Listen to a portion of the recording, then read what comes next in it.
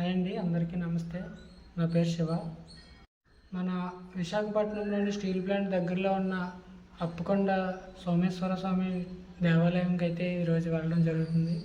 అది చాలా పురాతనమైన దేవాలయము, చాలా చరిత్ర గల మహిమ గల దేవాలయము.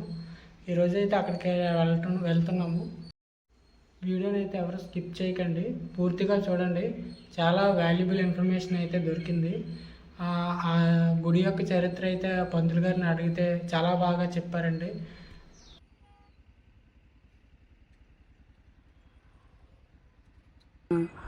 సోమేశ్వర స్వామి దేవాలయానికి అయితే వెళ్తున్నాం. అది ఎన్నో సంవత్సరాల క్రితం నాటి చరిత్ర అండి. ఆ టెంపుల్ అయితే చాలా బాగుంటుంది. చాలా పురాతనమైన ఆలయం అండి అది. అక్కడికి వెళ్ళడానికి దారి ఎలాగో మీకు చెప్తాను. కురంపాలెం జంక్షన్లో స్టీల్ ప్లాంట్ ఆర్చ్ ఉంటుందండి. ఆర్చ్ లోపలికి వెళ్తే ఇక్కడ స్టీల్ ప్లాంట్ కొంచెం దూరం వెళ్ళక స్టీల్ ప్లాంట్ మెయిన్ గేట్ వస్తుందండి. మెయిన్ గేట్ నుండి రైట్కి ఒక చిన్న నేరో రోడ్డు ఉంటుందండి. ఆ నేరో రోడ్డు ఉందిగా వెళ్తే మనకి టెంపుల్ అయితే వస్తుంది. ఇక్కడ నుండి ఒక 15 కిలోమీటర్స్ అలా ఉంటుందండి. ఇది స్టీల్ ప్లాంట్ మెయిన్ గేటు. ఈ మెయిన్ గేట్ రైట్ సైడ్ నుంచి చిన్న నేరో రోడ్ ఉంటుంది. ఆ రోడ్ లోపల ఈ రైట్ సైడ్ వచ్చేసాక రైట్ సైడ్ నుంచి చిన్న నేరో రోడ్డు ఉంటుంది. ఇలా రైట్ టర్న్ తీసుకోవాలి. రైట్ టర్న్ తీసుకొని స్ట్రైట్గా వెళ్ళిపోవాలి. మనం 2 వీలర్స్ మీద వస్తే ఈ రోడ్డు అయితే చాలా సింపుల్గా ఉంటుంది. అదే ఆర్టీసీ బస్సులు ఉంటాయి, అవి విలేజెస్ మీదుగా వెళ్తుంది. బస్సులో వచ్చిన వాళ్ళు ఆ బస్సు మీద ఎక్కివచ్చు. బైక్స్ మీద వచ్చిన వాళ్ళు ఇలా వచ్చేయచ్చు. 15 కిలోమీటర్స్ తర్వాత టెంపుల్ వస్తుందండి. ఇది టెంపుల్.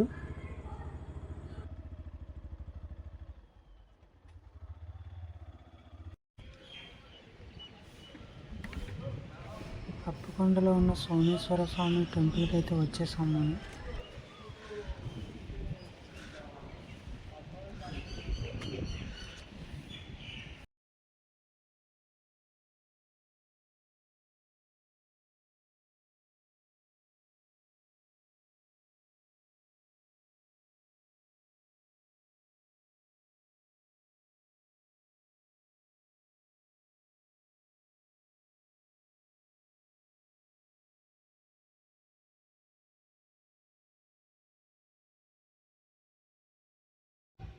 గుడి గురించి ఏమైనా కొంచెం చరిత్ర ఏమైనా చెప్పండి. నమస్కారం అండి, నా పేరు చదువుల నాగరాజు. మన ఈ దేవాలయం శ్రీ సోమేశ్వర స్వామి దేవస్థానం అప్పికొండ. దీన్ని అప్పికొండ శివాలయంగా కూడా ప్రజలందరూ నోటట్టుగా పిలిచేటువంటి పేరు. అయితే అప్పికొండ శివాలయం ఏంటంటే 1400-1400 సంవత్సరాల క్రితం చరిత్ర కలిగిన ఆలయంగా పేరు ప్రఖ్యాతులు పొందినటువంటిది. ఈ ఆలయాన్ని ఏంటంటే పంచలింగ క్షేత్రంగా పిలుస్తారు. ఇక్కడ 5 లింగాలు ప్రత్యక్ష దర్శనమిస్తాయి.